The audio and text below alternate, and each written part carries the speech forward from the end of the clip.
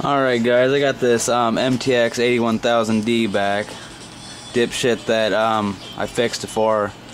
Couldn't mount the amp down and ripped it out again. So this time cleaned everything up real good, and I drilled all these out so the little pins here can fit down there nice and neat. They got this thing all rigged dick that's missing 4 MOSFETs here. It's on already. Yeah, so I don't even know how this thing's even working anymore, but yeah.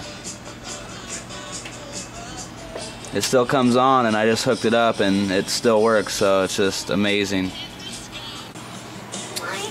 Alright Jason, we got this, yeah. I'd say we got her soldered in. Just be real careful. I was thinking about putting some epoxy or JB weld around it, but I don't know if it'd hold to the board. And yeah, another MOSFET fell off, so like I said, I don't even know how this fucking thing's still working, but...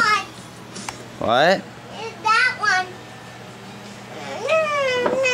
A couple L7-8s here in the box. Yep, it's the door got. What are those? What are those? Speakers. What do they do? Bobo. These. See, sound good. Yeah.